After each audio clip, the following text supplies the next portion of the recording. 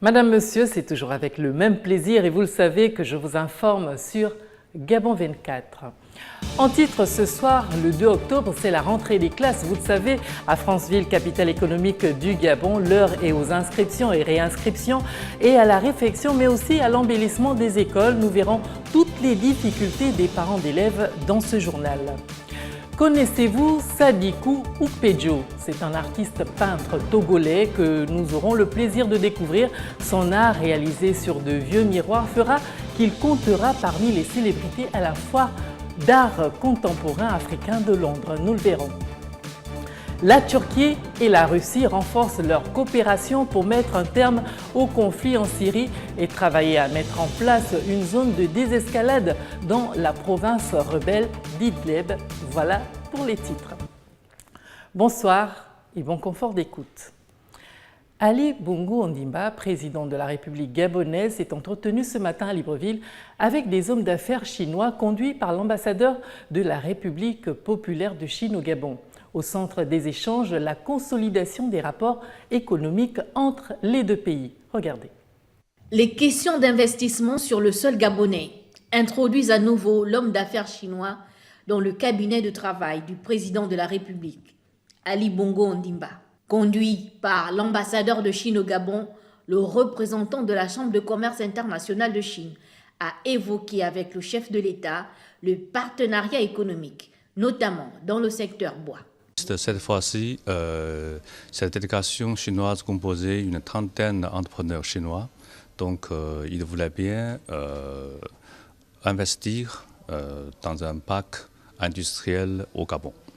Donc, l'arrivée de cette délégation s'inscrit dans la concrétisation chinoise de consensus entre les deux chefs d'État de promouvoir toujours davantage les coopérations économiques.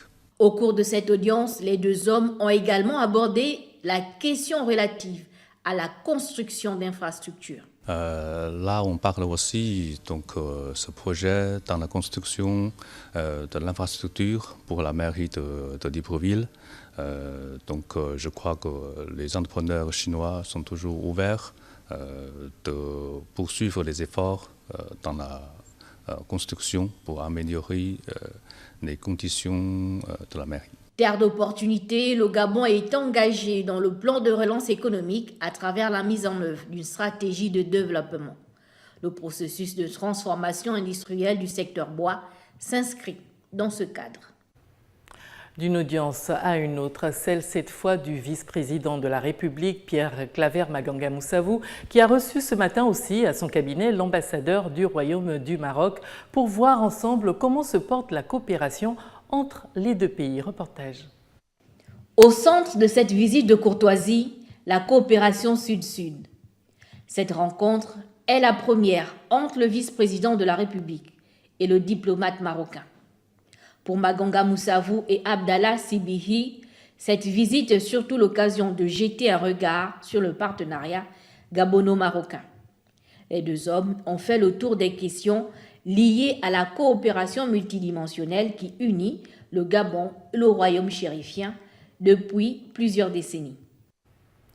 Le gouvernement gabonais a procédé jeudi 28 septembre 2017 à un remaniement de vaste ampleur dans l'administration gabonaise. De nouvelles nominations qui font place au rajeunissement, à la féminisation et l'ouverture à la société civile. Un renouvellement progressif de la classe dirigeante gabonaise, des avancées dans la consolidation des acquis démocratiques, de nombreuses résolutions dans le raffermissement de l'état de droit. Ce sont là les conclusions du Conseil des ministres d'hier qui a également adopté un projet de loi relatif à un retour d'élection à 2 tours. Écoutons un extrait du porte-parole du gouvernement, Alain-Claude Bilebidze. Dans le cadre de la mise en œuvre des actes du dialogue politique, le ministre d'État a soumis au Conseil, qui l'a adopté, le projet de loi portant modification de la loi numéro 3/91 du 26 mars 1991 portant constitution de la République gabonaise. Le présent projet de loi, pris en application des dispositions de l'article 116 de la Constitution, a pour but de consacrer les recommandations du dialogue politique Les réformes majeures de cette révision constitutionnelle portent notamment sur l'adoption du scrutin majoritaire uninominal à 2 tours pour les élections présidentielles et parlementaires, celui des élections locales restant de liste et à 1 tour, article 4. La mission d'assistance technique menée par la Banque mondiale à l'endroit des directeurs centraux des ressources humaines des administrations publiques a pris fin ce vendredi à Libreville. Cette mission, qui se poursuivra dans les mois à venir, toujours avec le financement du Gabon, vise à reformer la fonction publique. Uriel Abaga, Hervé Aubion.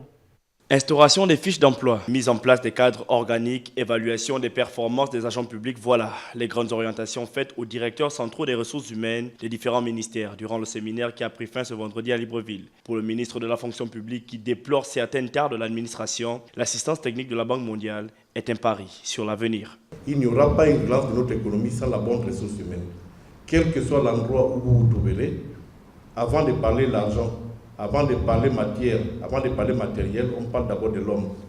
Si jusqu'à présent, nous avons connu des problèmes, c'est parce que nous avons utilisé l'homme comme étant la 5e roue du carrosse. Les experts de la Banque mondiale ont annoncé la poursuite des formations jusqu'au mois de mars 2018. L'objectif final est de professionnaliser la gestion de l'agent public. Le ministère a déjà mis en place un forum des DCRH. Ils utilisent un réseau social et ils ont leur propre site, leurs propres échanges. Ils travaillent ensemble depuis leur création maintenant. Ça fait presque 2 ans. Mais ça ne se voit pas parce que dans l'administration, on travaillait toujours lent.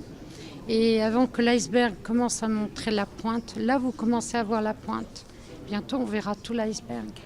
Il s'est agi au cours de cette séquence de doter nos DCRH, nos responsables métiers à la fonction publique, des rudiments qui leur permettront d'asseoir la planification des ressources humaines, aussi bien en termes de formation, en termes de promotion, en termes de recrutement, etc., etc.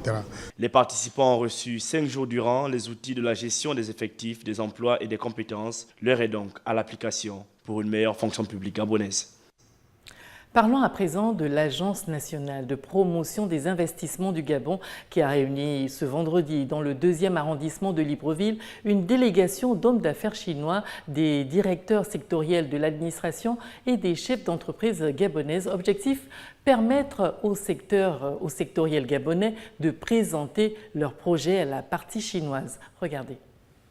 L'expression d'un fort intérêt pour le financement de projets prioritaires du secteur bois, à savoir la bourse du bois, la mise en place d'une usine de 3e transformation, l'aménagement d'un musée du bois au Gabon a été le centre des échanges entre une délégation d'hommes d'affaires chinois de la société Yihua Enterprises Group, dont l'activité principale est la transformation de l'okoumé du Gabon en produits finis, et les chefs d'entreprise gabonais ce vendredi dans le 1er arrondissement de Libreville. Je suis intéressée par le domaine forestier. Je pense quand même que les discussions que nous avons eues vont avoir une très belle conclusion. Évidemment que le projet du musée de bois et le projet même de la bourse de bois, au sein de laquelle nous allons mettre en place un laboratoire du bois, sont des projets porteurs et des projets très bien pour le développement de votre pays. Ces échanges fructueux entre les deux parties ont permis des avancées considérables pendant les discussions dans plusieurs domaines, notamment l'organisation et la structuration de l'artisanat bois au niveau du Gabon. Nous avons également apprécié que le groupe Hongli a bien pu travailler avec des investisseurs gabonais intéressés à développer un pôle urbain touristique. Ce qui nous rassure que le groupe Hongli va suivre le même chemin que le groupe Yihua afin d'investir et s'engager pleinement au niveau du Gabon. Cette présentation de l'état d'avancement des projets porteurs en cours et des opportunités d'investissement au Gabon pour la Chambre de commerce de Chine les a également permis de découvrir les potentialités artisanales du terroir exposé pour la circonstance, mais aussi et surtout pour une meilleure vulgarisation sur le marché chinois. Depuis plus d'une semaine du drame survenu à Kango sur la Nationale 1, le gouvernement gabonais avait annoncé des mesures visant à accompagner les familles des victimes, mais également les rescapés de cet accident. Depuis lors, la cellule s'active pour le suivi de ce dossier. Kenny Ngouri, Joël Tatou. L'accident de la circulation survenu le 15 septembre 2017 à Kango sur la Nationale 1 qui avait fait 7 morts et 10 blessés avait amené le gouvernement à prendre certaines dispositions en mettant en place une cellule de crise psychologique pour assurer les meilleurs soins possibles aux blessés et d'accompagner également les familles des disparus. Depuis lors, elle s'active. Nous avons mis en place une cellule d'écoute psychologique avec des psychologues de la Croix-Rouge gabonaise qui ont accompagné ces différents parents. Et aussi, nous avons eu à rencontrer toutes les familles, il fallait les recenser toutes ces familles qui venaient pour savoir quelles étaient les démarches qu'il fallait suivre pour pouvoir avoir des clarifications par rapport à ce drame de Kango. Donc, avec la Croix-Rouge, nous avons aidé les familles à pouvoir réunir les informations utiles pour l'identification de corps, parce que c'était ça le véritable problème. Pour cette mission, le gouvernement gabonais s'est appuyé sur les services d'Interpol en vue d'identifier les différents corps calcinés pendant l'incendie de ce véhicule. Nous avons eu 2 experts de la police scientifique qui sont arrivés au Gabon et qui ont travaillé en concert avec la police scientifique gabonaise pour l'identification de ces corps, ainsi qu'avec le médecin légiste gabonais, le procureur de la République. Et du 22 au 23, ces équipes ont sillonné les différentes morts pour effectuer des prélèvements. La deuxième phase de la mission des experts d'Interpol était de faire des prélèvements au niveau des familles, parce que la méthodologie qu'ils vont employer, c'est l'identification par ADN. À ce jour, les soins octroyés aux malades sont assurés entièrement par l'État via la Caisse nationale d'assurance maladie et de garantie sociale. Pour les disparus, les familles doivent encore patienter, soit 3 semaines, avant que ne soient identifiés les différents corps, afin de procéder à leur inhumation. Partons de Libreville pour Franceville, toujours au Gabon, où les préparatifs de la rentrée scolaire, je vous le disais en titre, vont bon train, en juger par le bon déroulement des séances d'inscription et réinscription des nouveaux et anciens élèves, mais aussi de la réhabilitation et dotation en table-banc de certains établissements par le gouvernement. Wilson Wobakassa s'en fait l'écho.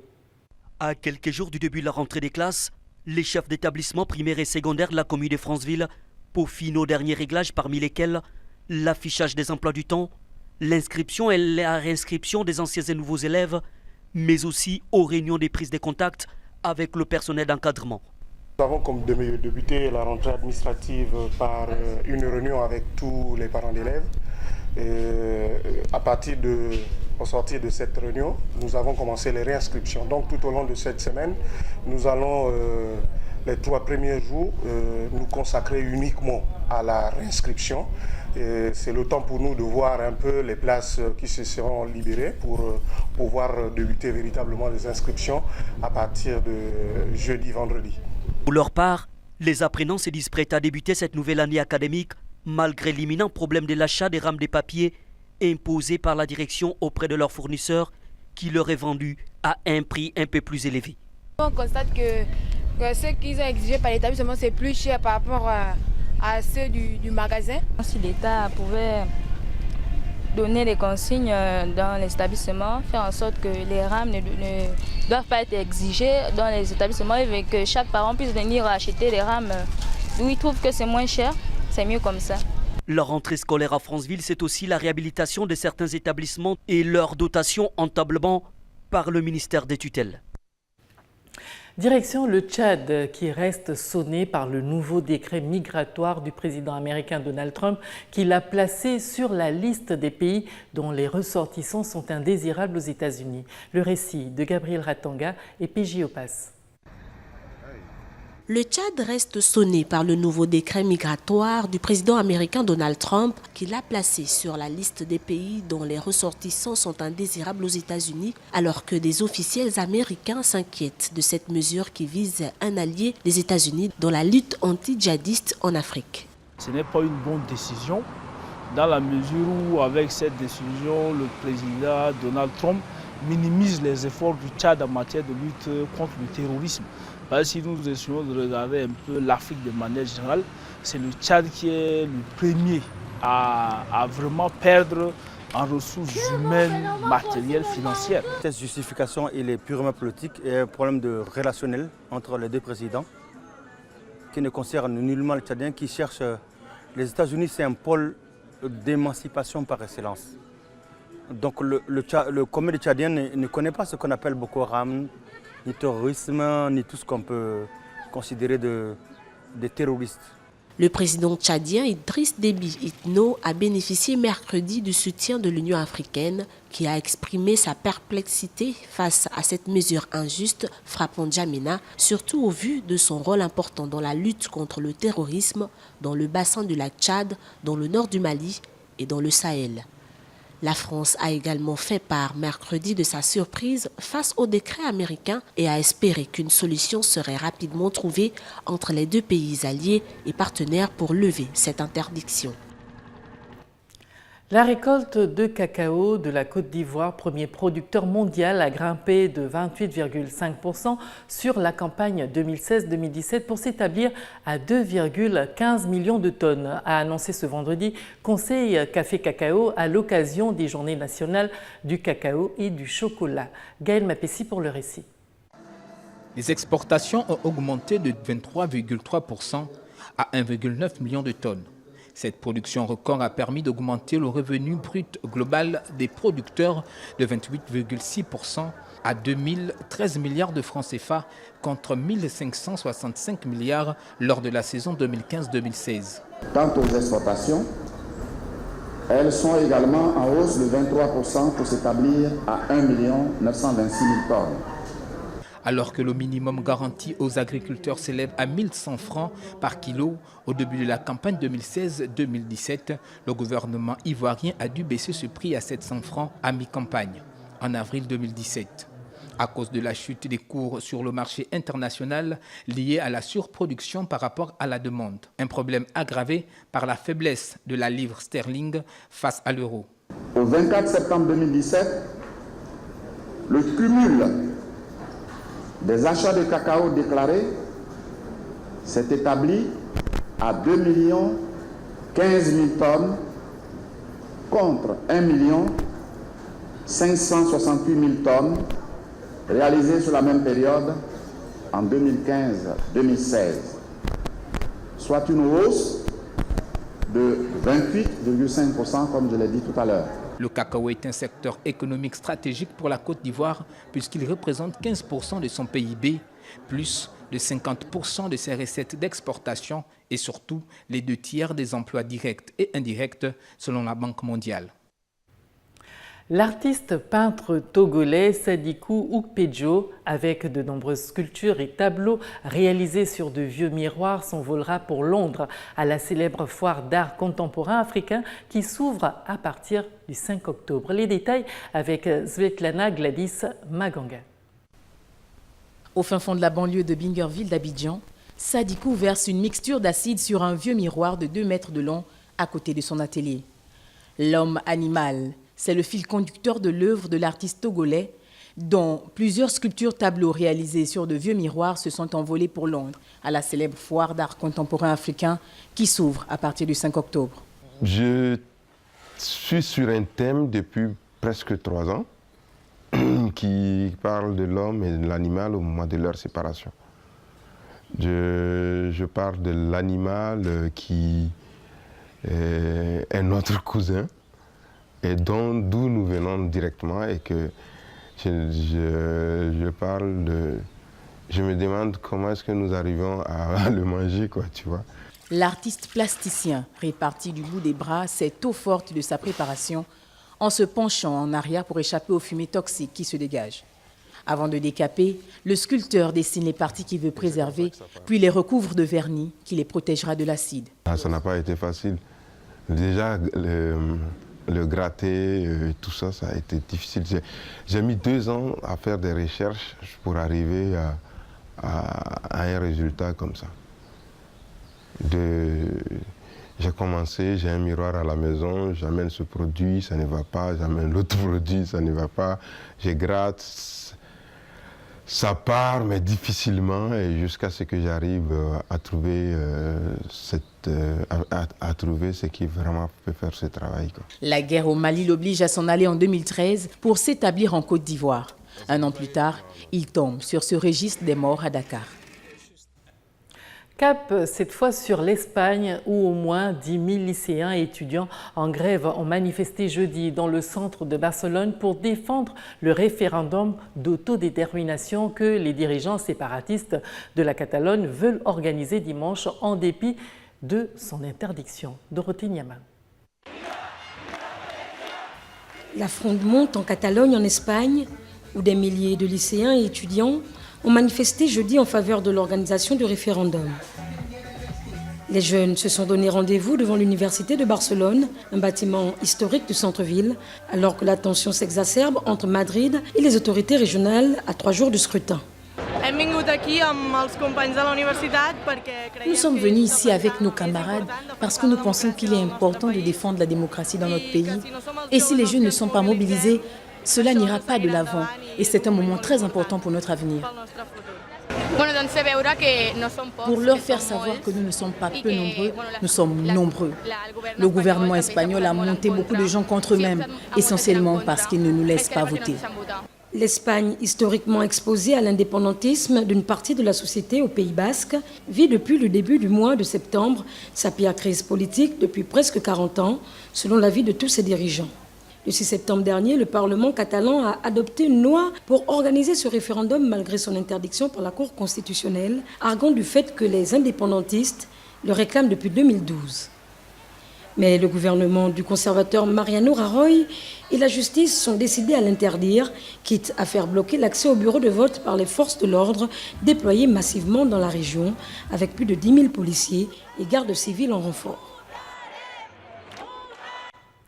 La Turquie et la Russie vont renforcer leur coopération pour mettre un terme au conflit en Syrie et travailler à mettre en place une zone de désescalade dans la province rebelle d'Idlib, ont affirmé jeudi les présidents des deux pays.